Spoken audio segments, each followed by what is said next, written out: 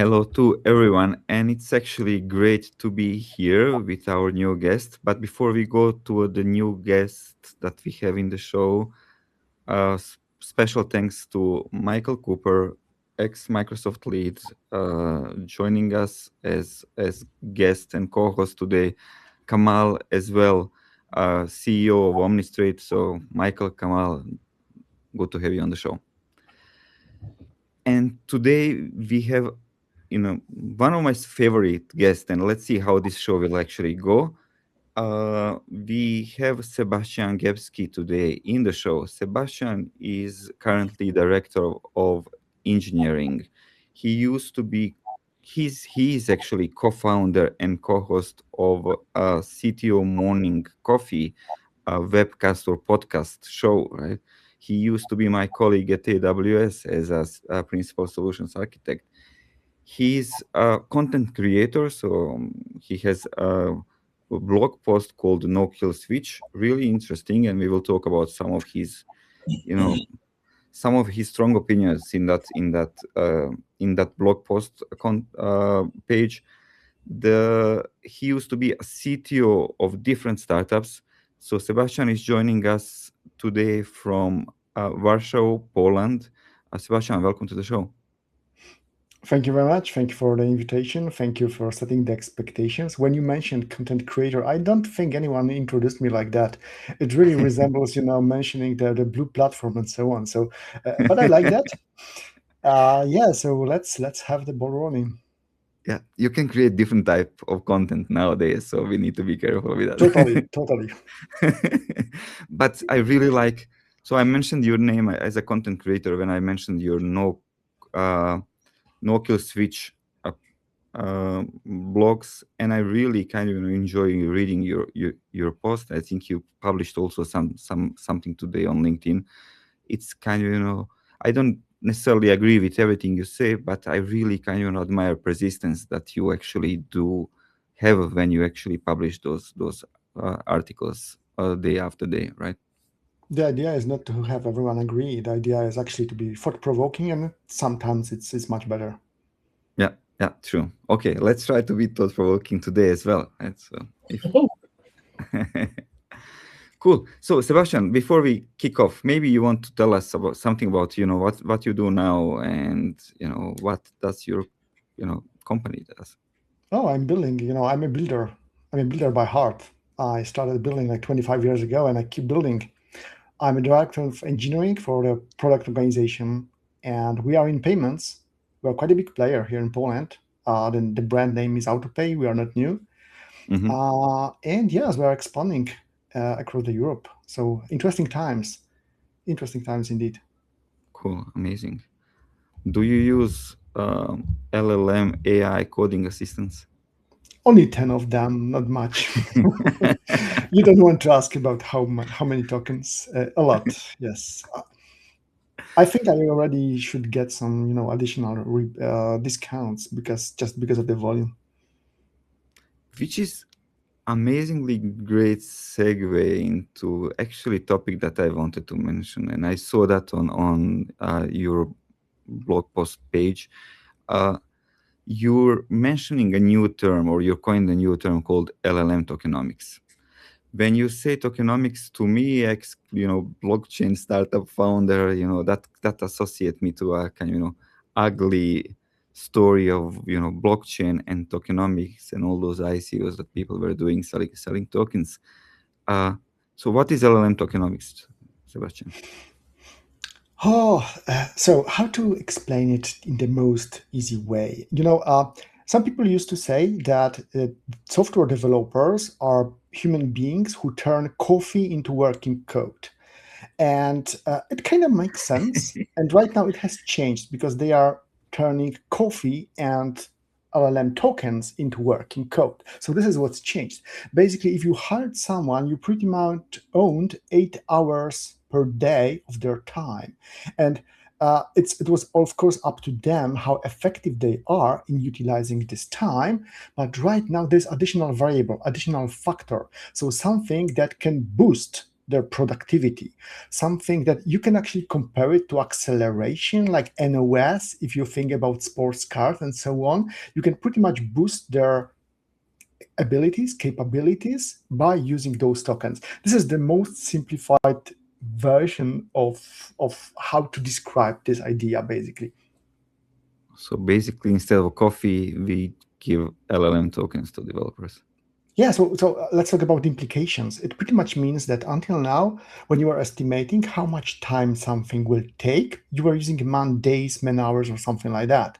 And right now, you can pretty much use those two variables, so the human time plus tokens, and those two are to some degree interchangeable. Of course, to some degree, under some constraints, in some conditions, and so on.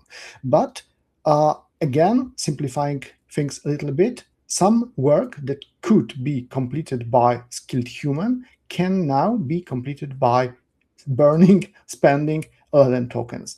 And yes, I understand this is a simplification. Sometimes it's not the full activity because someone still has to validate, the criteria are not super clear, and so on and so on. But still, until recently, the human time was the main constraint plus the skill. And right now, the rules of the games are changing. We all know the basic theory of constraints, the theory by Eliyahu Goldratt, which is basically the, let's say, the founding theory under the flow of work concept. And the main constraint was the scarce resource of skilled people who knew how to do programming in their time, so the efficiency they were producing code. And right now, this constraint has blocked. Of course, you can disagree because one thing is writing code and another thing is providing value. So in providing value, not the speed of typing was the main constraint, but in general, when it comes to creating code, you could consider, you could say that the speed of writing code, typing was the main constraint. Well, and if I can jump in and kind of add on to what Sebastian's saying, I think that obviously he's simplifying for the audience, but the tokenization or the tokenomics or the concept of replacing humans, especially in code creation, is changing on a weekly, if not monthly, if not daily basis. And so what we saw in November of last year was people saying for the first time, hey, listen, give me a bunch of money. I'm not going to hire developers. I'm going to just spend it in tokens. And my goal is to spend as many tokens as I can per day to generate code. And that was a revolutionary concept in November, just November of last year. And there's a whole bunch of us looking at them going, that's not okay. LLMs writing code, not okay. And we've as an industry all gone past that, and now we're to, okay, so how do we do this in an economic and intelligent way in just 4 months or 5 months? And so it's an insane amount of evolution that we're seeing, that we're going from the concept of this is something they're going to start doing to, okay, how do I do this in an intelligent way? And to see that much of a transition in an industry that we thought was already mature is just, it's a really fun time to be in the industry to see it. The question is basically in the round, because I know also companies where managers are actually measuring usage of LLM tokens, and they have a kind of leaderboard, and people who spend most of the tokens are actually seen as heroes, where I was thinking, this is actually very expensive way of being a hero, because tokens are not cheap nowadays. Basically the question is, I've heard that too. I hope there's no engineers listening to this doing that and saying that that's the way we should be doing it in the future, or even today. That was absolutely what a lot of people were doing in December, primarily saying, are my people capable of understanding how to use AI and start doing it? But now we're back to, you actually need to measure the quality of the code, you need to measure the results, and you need to actually build a system. And so you can use AI agents, you can still use LLMs to judge the output, but you still need to be judging the quality of the output, because it turns out not all tokens are the same, because you have, Opus 4.6 is not the same as Haiku, and you can burn a ton of tokens doing, and that's not to say everything Opus 4.6 is doing is better than Haiku. It's actually not. there are times where Opus burning 4.6 tokens is perfect, while actually burning Haiku tokens is actually going to do slightly better results and smarter thinking. And so efficiency is important, as well as the quality of the code something is important. And it's insane how fast that has switched in just that last little bit. I mean, if you still have developers out there not using tokens, you've got yourself a problem. But hopefully everyone has evolved past that, and now we're at okay, so what is the quality of the content coming out of this stuff? Frankly, I believe that the main purpose was not to just directly and immediately boost efficiency. It was just to break some, let's say, defensive postures for people who loved writing code. So just force them to try the agentic way, force them to do something which is really out of their comfort zone. For instance, the more agents you use, especially in parallel, the further you get from the standard workflow of a developer, where actually the interruption is very, very bad. And right now, when you use several agents and you need to, interact somehow with them, you pretty much have the context switches all the time. And this really brings developers out of their comfort zone. So you needed a way to force people to try that. And there was no other way, just by start measuring token usage. Yeah, I 100% agree. It was going back to the old American book, there was a Who Moved My Cheese? It was trying to force people to realize the business that you had yesterday is not the business you have today. And organizations saying, hey, listen, I'm going to measure whether or not you're using tokens just is insinuating, let's understand that they've moved, that cheese got moved. But now that cheese got moved and now you're in the new game, you play a different way. It's a different game, and you need to play by different rules. You would also expect that developers or engineers, right, are flying towards LLM because we love experimenting, building new things and things like that. I mean, we'll come to that, Sebastian. But I also let's simply just stay a little bit about LLM tokenomics, because we have this FinOps in the cloud before, right? So if you would like to estimate something, what your architecture would cost you, potentially you would also need to calculate your times for developers. But let's forget that you would actually deploy something, and then it would actually run, and you could pretty much have a good feeling of what it will cost you and where to reduce costs. Now with tokens, it's not only humans and engineers using tokens, it's also the other agents that are potentially autonomous and that are actually using tokens even more. So what is your guys' take on that? Shall we calculate that so is that part of FinOps now, or is that something that you see completely different? It's a completely different discipline, to be honest. Okay. And we are still learning. These are very, very early days. We cannot answer even basic questions. So for instance, what kind of work is, let's say, most suited for let's say, being performed by spending tokens, and what not? Of course, we have some inclinations, we suspect, but still, these are very early days. Another thing is, what kind of work is interchangeable? So this can be done by people or by LLMs, but by agents. And it changes, just like Michael said, it changes every week, it changes every month, and we are still learning. So the ratio, coefficients, formulas, the way to estimate, this will evolve. There are no definitive answers at this point. We will learn on the way. Another thing, which is even a bigger problem, is that, to be honest, it's not just that the price of token will probably change a lot, and it will also depend on many factors, but also the evolution of LLMs themselves. We already see some trends. So the law of diminishing returns kicked in. So you don't get the typical increase of performance or effectiveness from the newer versions of the models. However, the newer models and the newer tactics to use models, for instance, use sophisticated orchestrations.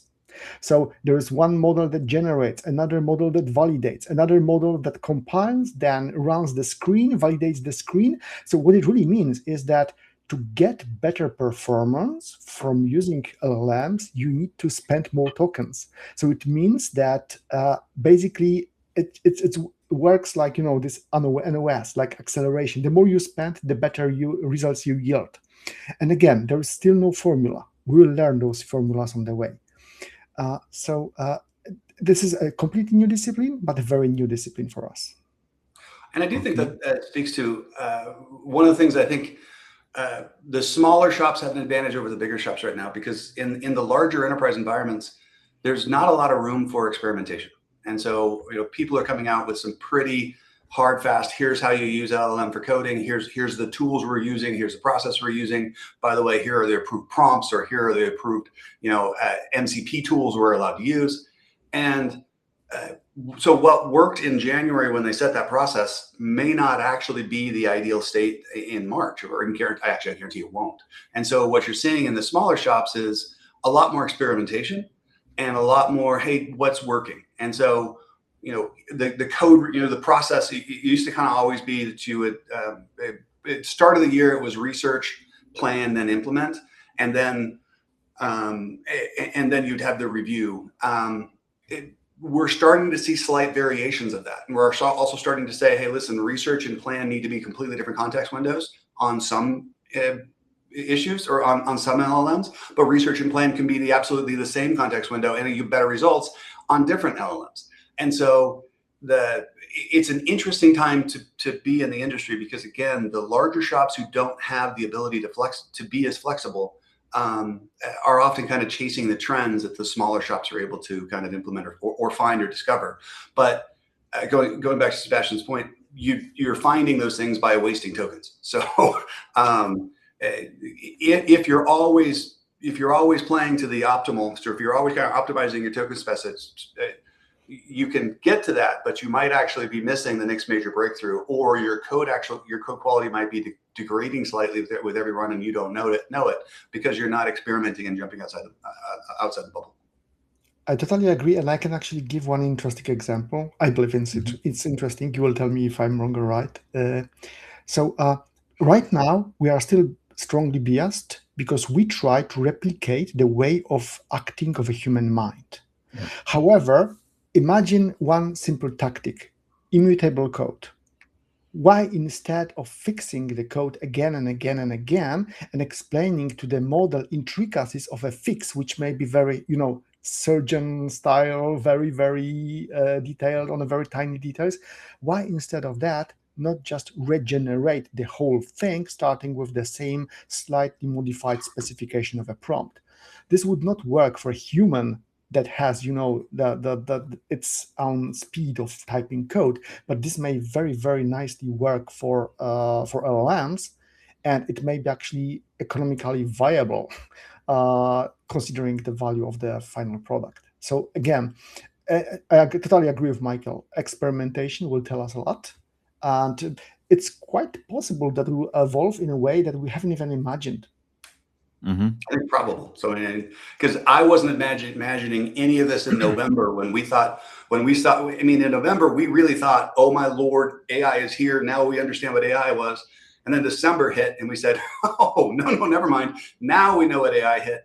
And then March hit, and now we're going, okay, I give up. I have no idea where this is going. But I do think we actually have a pretty big advantage or question that we can actually throw out here, because we do have Kamal. Kamal has a fairly large engineering team that's growing every day. He went out and recruited these engineers who are insanely talented folks who have been building SaaS services for a while.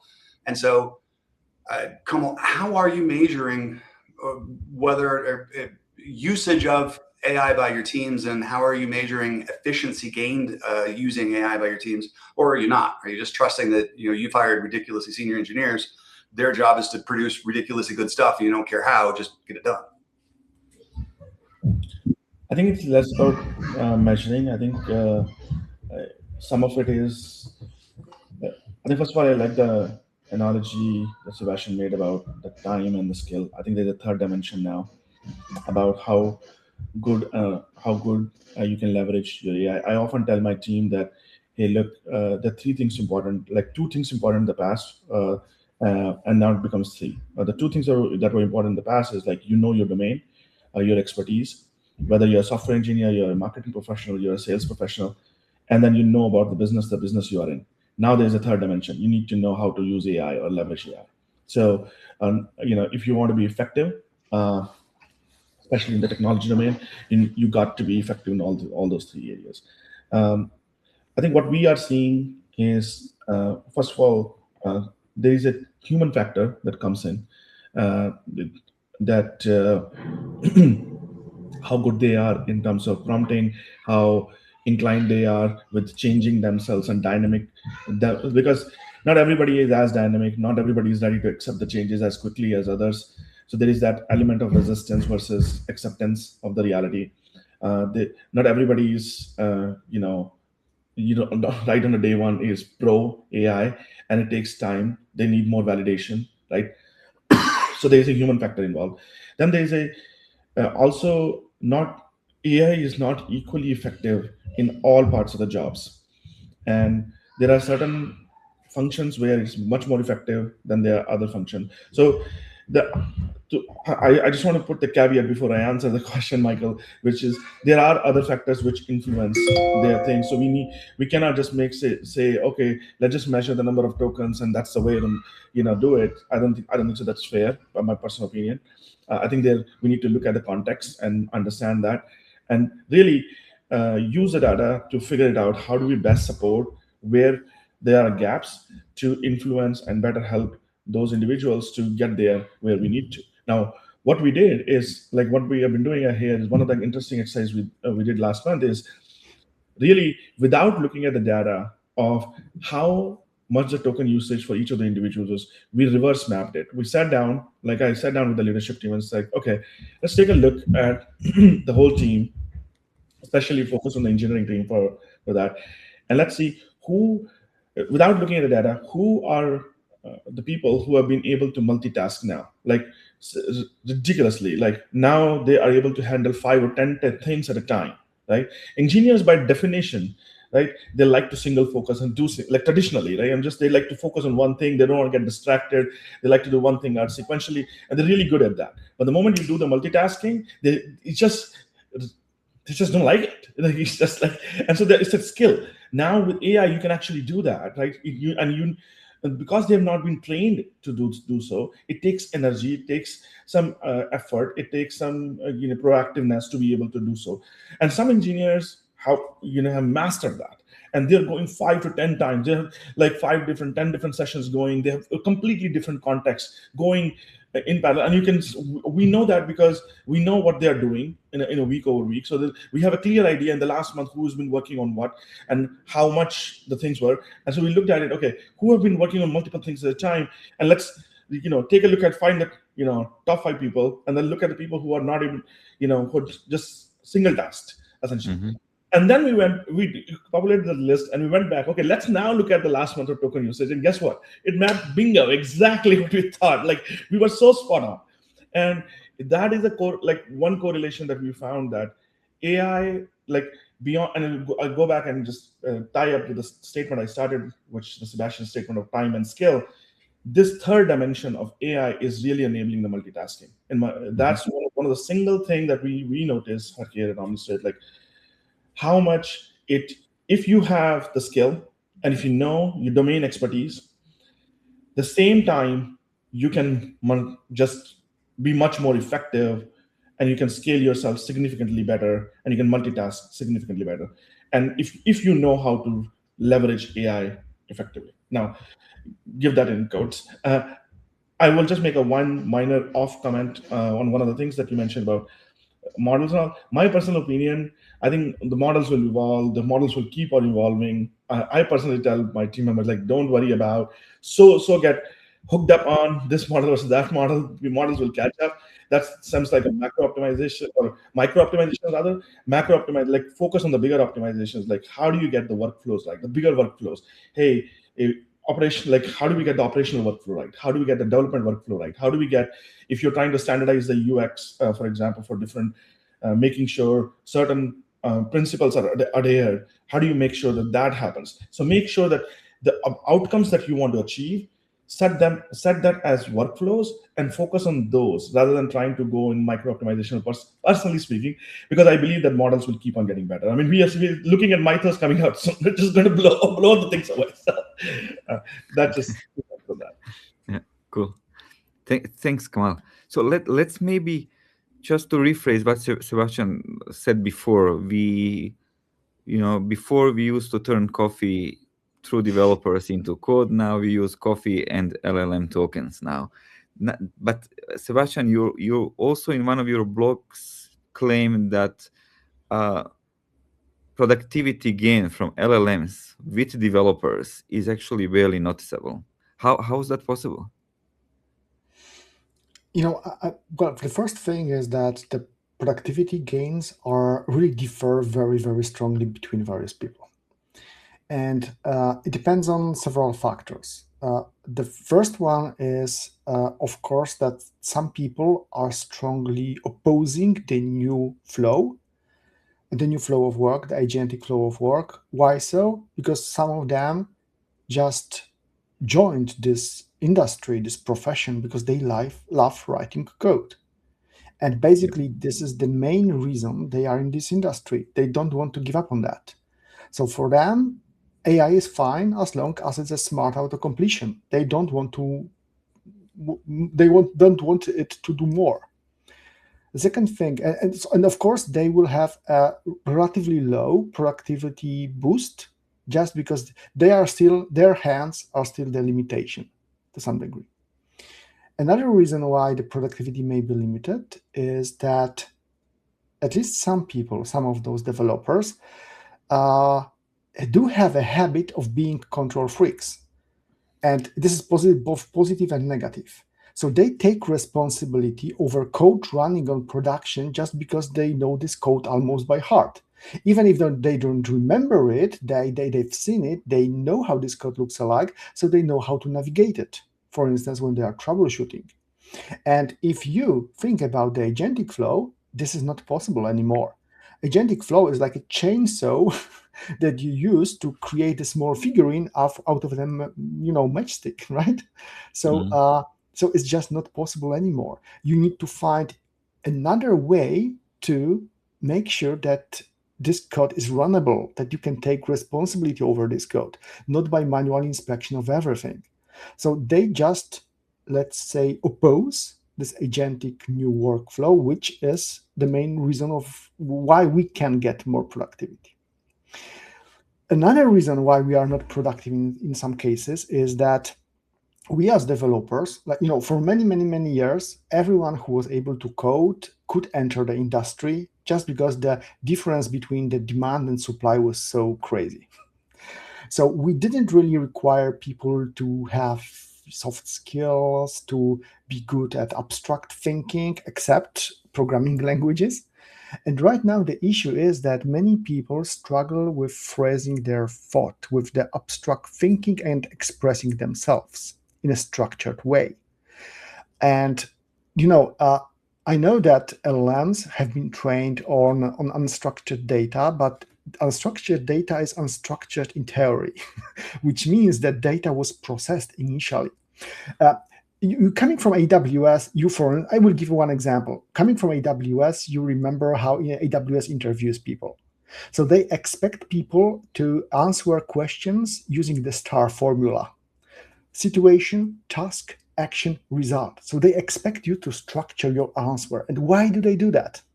Just to make this answer more understandable and more structured. So the result is always there. So you know the outcome. This is basically why they enforce this mental model of answering the question this way. So STAR method is just one of the methods of structuring your thoughts. There are methods like PEEL, like BRIEF, like IDA, CCCR, there are tons of them. And those methods were used when structuring information that was used to train LLMs. And LLMs are far more effective when you give them structured information, structured instructions. When you specify, this is the situation, this is the problem, this is the example, this is your golden sample that you can refer to. We all use very basic methods like enshotting, for instance, But these are the very basic methods. There are some more sophisticated methods. So in general, long story short, people who don't know any of those methods, people who are unstructured by nature, who are not comfortable with phrasing something more complex, who are not comfortable even with layering abstractions. So you build the foundation, then you set another abstraction on the top of this foundation, and so on. They will struggle.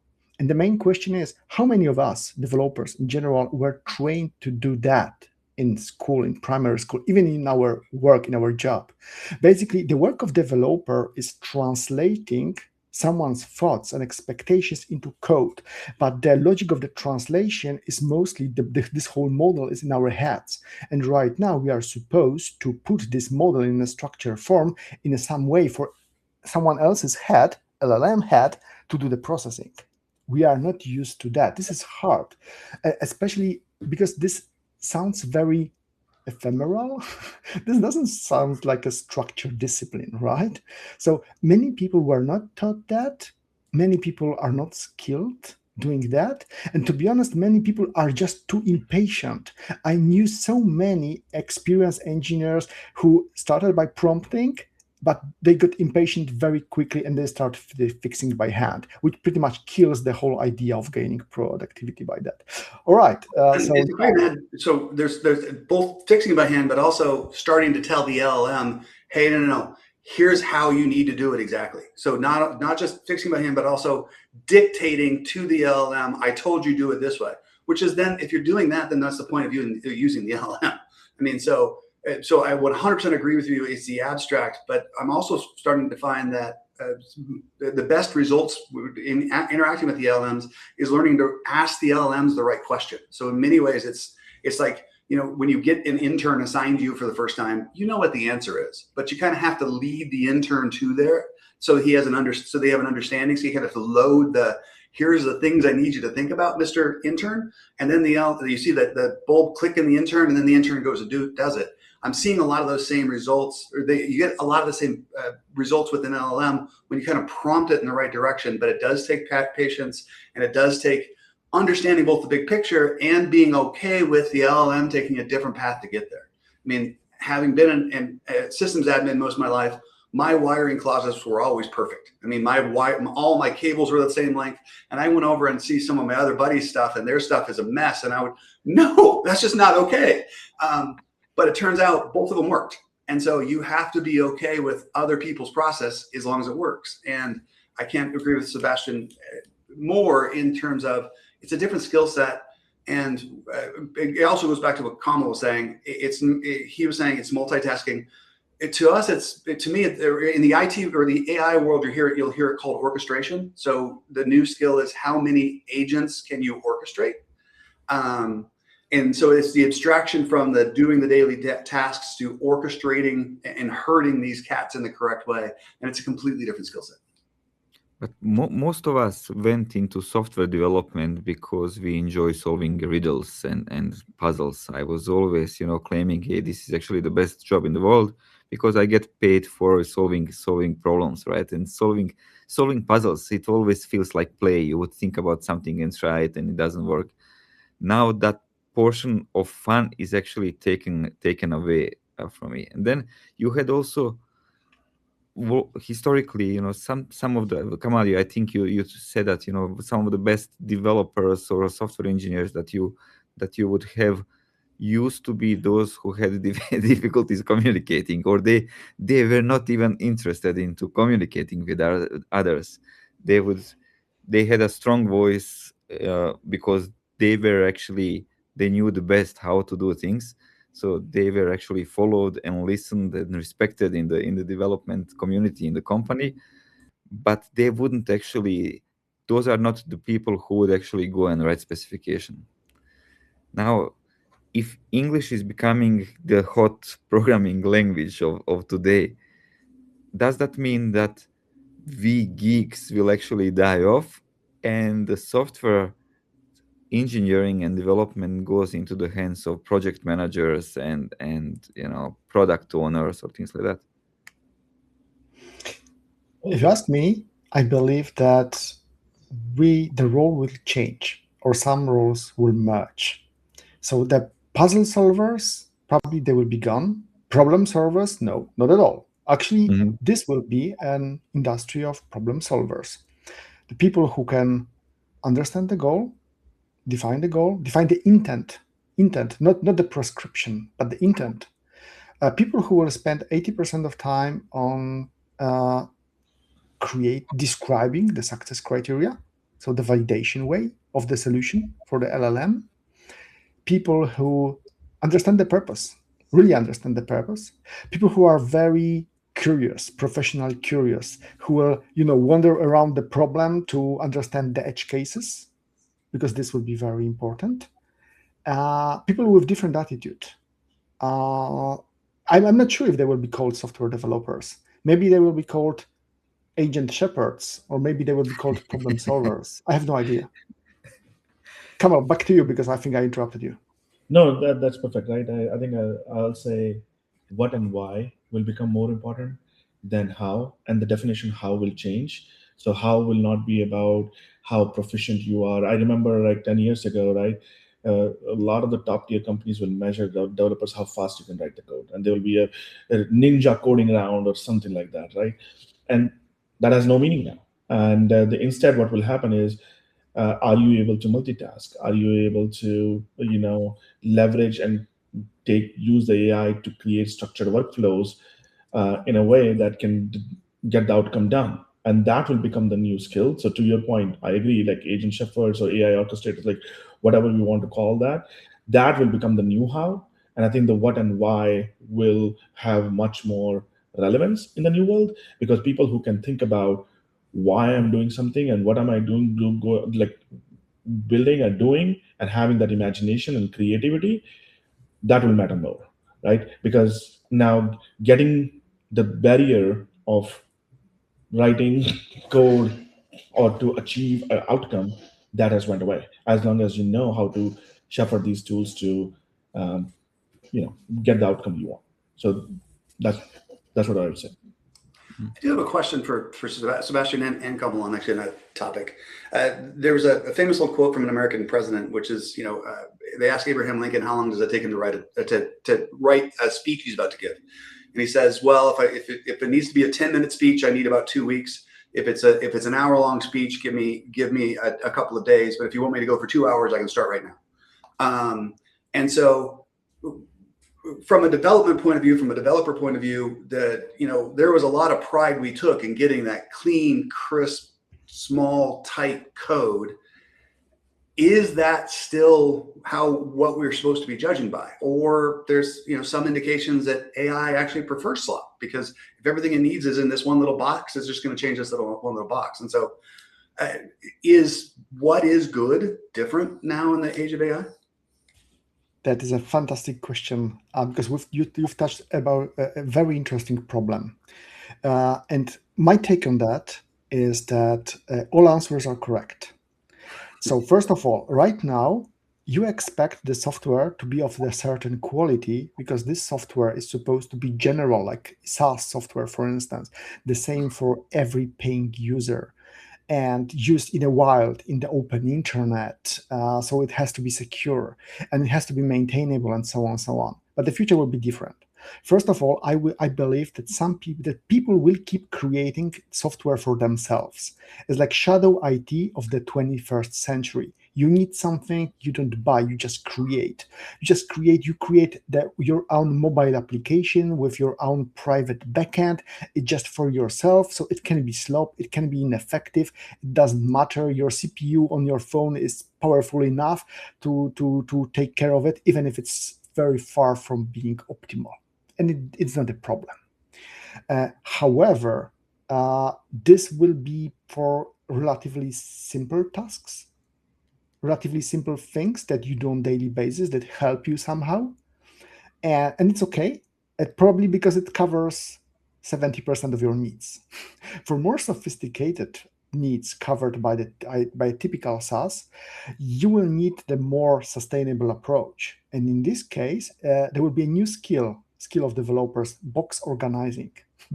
So the box organizing for me is not just prompting, do this and that, but evolutionary improving your prompting by evaluating the outcome and adjusting your context. So, okay, you've created this service in a way that I don't like because it exposes this and that, or because you are omitting the repository, or because you are querying two schemas of database, and so on, so on.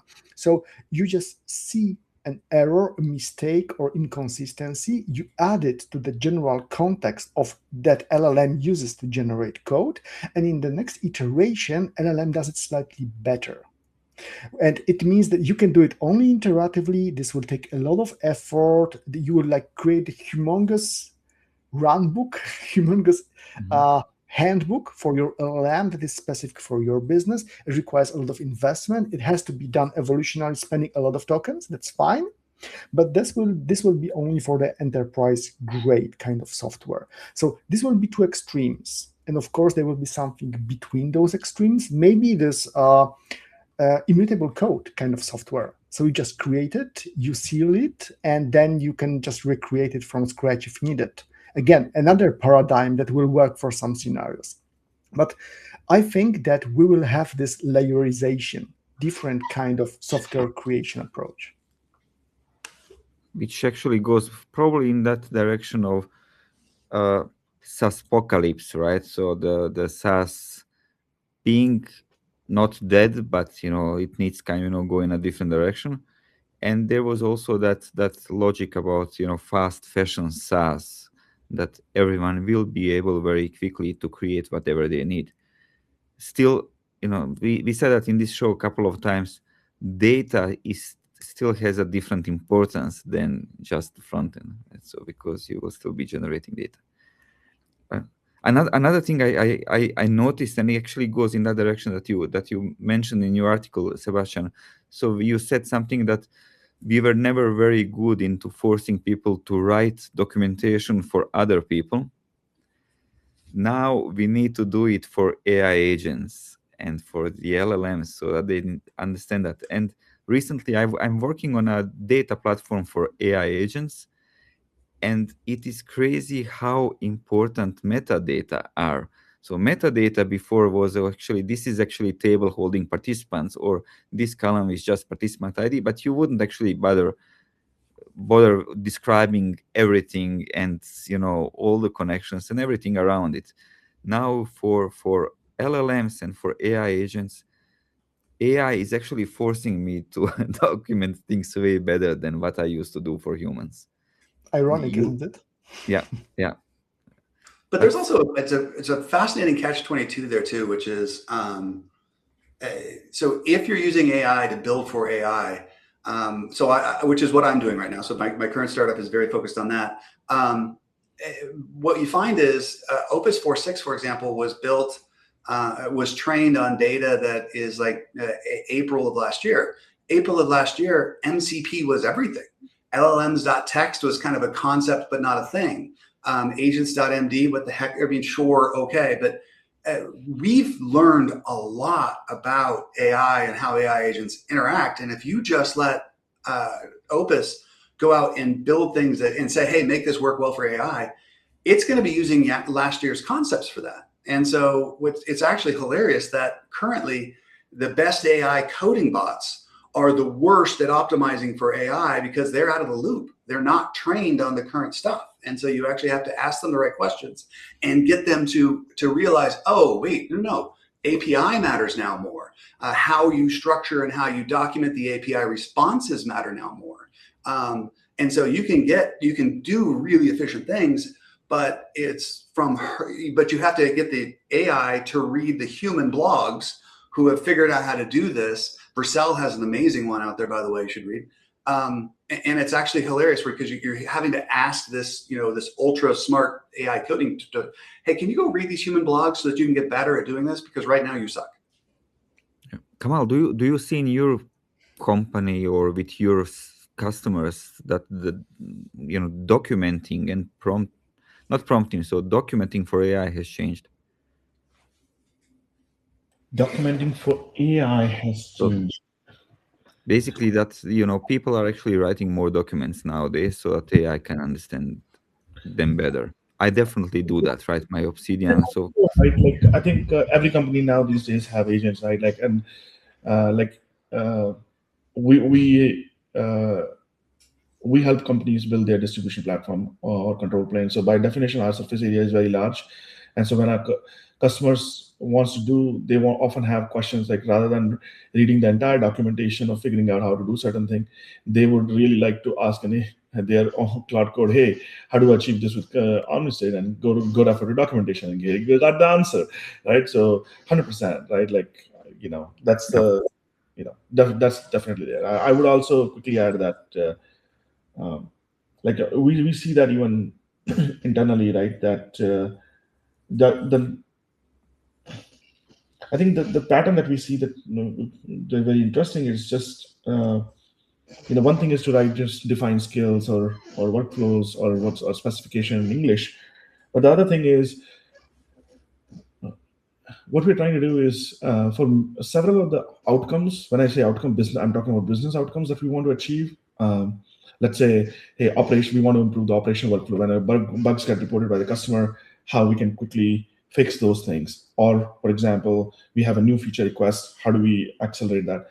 For each of these things, what we have seen is if you can control the input and output and really have that as not as English specification, but actually, for example, if we have thousands of tests written, right? And if you're trying to change the behavior of something or add a new feature, it's much easier because now the AI, you just specify what you want to achieve.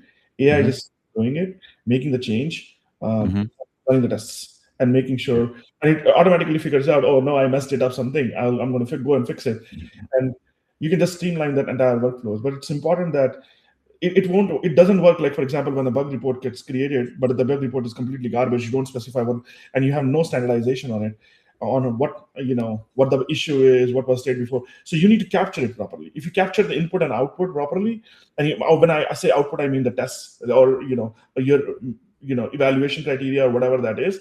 If you can tailor that, we have seen that the business workflows, you can really just tighten it up, and the AIs are really, really good at that and just getting that out. So just adding the documentation part, like you can take it to the next level even. Yeah, cool. Well, if I can add one real quick though. So where I learned a really cool trick is actually using Omnistrate's API, which is one of the first APIs I ever saw out there. It really truly optimized for AI consumption. And going back to our tokenization conversation, you can tell your AI, hey, go read this document, which is going to consume 40,000 tokens to go figure out the two things that you're doing wrong when interacting with my software. Or you can have your API respond back with, by the way, you gave me the wrong code. Here's a snippet of what the right code looks like. And then at that point, the LLM doesn't need to go read the 40,000 document, because, by the way, it won't. Even if you tell it to, it'll probably just skim it. If you give it those little snippets and teach the AI how to walk through your API correctly, it's insanely good at doing that. And those are things that a human person would never read. We're not reading the API response, but the LLMs are. Cool. And looking at the time, so I'm trying now to, end the show, and the show's name. So the podcast name is called Agentic SaaS Talks, and we did touch toward the end, Sebastian. So the software as a service, we mentioned things like fast fashion SaaS. I mentioned SaaSpocalypse, right? So that the SaaS being dead. If you would be in a position to invest in a SaaS startup, would you invest into a SaaS startup nowadays? Why not? Because it's not a big investment. You don't need many people. Actually, 2-3 people are probably enough. The idea initially is, you need to validate the idea, the MVP, basically, find something unique to do. And, I don't believe in SaaS apocalypse, to be honest. Okay. I'm quite sure that generally SaaS income will be crippled, especially for those SaaSes that provide limited value. So there are people buy them for 1 or 2 features. People will replicate those features. But if someone is providing a meaningful value, this is not that easy to replicate. Even structuring, phrasing the whole thing, the mental model, how it's supposed to work, it's not that easy, to be honest. So I'm not afraid of like total SaaS apocalypse. Of course, there will be struggles in generally, but I think that I even coined, probably I've stolen this line from someone, but I used to say that every software that was not written because of time constraint, money constraint, and so on will be written right now. So yeah, why not try? This is the best moment to actually try doing things. People are not that skilled with agents yet. So maybe if you have a smart focus team, you will actually be able to get insane productivity and build something very, very quickly. Why not? 2-3 people and a lot of tokens. Yeah. Okay. Excellent. I would also agree, by the way, that people often confuse SaaS with, some simple multi-tenant block server. That's not SaaS. Like SaaS is way, way more beyond that. SaaS is a distribution model. SaaS is a consumption model. Like SaaS is far, like how do you define different tenancy isolation? So when you talk about SaaS, it's a very deep, complex subject. And I think people on the surface, like going by the surface definition of Sebastian and one of the posts, people just look at the surface and say, "Oh, SaaS, just add an authentication layer on a simple application. I got my SaaS." No. Yes. If you talk about that, that's a SaaS accomplishment. I agree with that. That is going away. That will have no meaning. But to the point of Sebastian, the complex software even operating and writing complex software in itself is a value. And then on top of that, SaaS as a distribution, SaaS as a consumption is not going away. That they are deep. That has even agent. You take a look at agents. How are we going to distribute agents? Back to square one. SaaS distribution and SaaS consumption. Like those are. I mean, sure, we have changed the consumption-based model to outcome-based model slightly. It's evolution of it, but again, those concepts are not going away. There are so many problems to be solved. And I'd also point out, everyone who says, SaaS apocalypse is here and SaaS is dead because OpenAI and Claude Code killed them. Hopefully everyone realizes OpenAI and Claude Code are SaaS. So those are SaaS that's new SaaS eating old SaaS, which is a tale as old of time. But I do think we learned from those things that the user interface, which was the most important thing of what SaaS looked like years ago, was how good was your user interface. And that no longer matters because Claude Code and OpenAI don't have them. But so the SaaS and the value your SaaS is delivering is still incredibly valuable because I'm spending all my money on Claude Code tokens right now. So I'm consuming a SaaS. I just don't care about its UI. I care about what it's doing with my data and how it's helping me solve a problem. Yeah, excellent. An excellent There's closing. So many problems to be solved. Even let's take Duolingo. It was supposed to go away first because you can always ask the LLM to teach you something, to teach you the foreign language. And is it gone? Is there a better way? Are people actually learning languages using LLMs directly? No, they need a structured approach. Not everyone is a good teacher. Not everyone is as good teacher to teach themselves using a robot. This is actually quite hard. So there are still many, many problems to be solved. Thanks a lot, Sebastian. So thanks a lot. I'm just trying to close the show on time. This was amazing as always. So this is actually the episode 22 of Agentic SaaS Talks, and we wouldn't call it like that if we wouldn't believe that SaaS will survive AI or that that will actually grow into something bigger or transform. The pleasure is all mine. Thank you very much for the invitation. Yeah, Michael, Kamal, thanks a lot, Sebastian. We will still stay in contact. Looking forward to your blog post, and for the audience, go to nokillswitch.io, I think, and then just read Sebastian's post. We will actually also publish it, next to the video. No, highly recommend. There are some great views over there. There's fantastic provocative thoughts. So people who haven't checked out, please do check out. Like I had so much fun reading some of them. Thanks a lot. Michael, Kamal, Sebastian, Thank you. thanks, and have a Thank nice you. evening. Bye. Bye.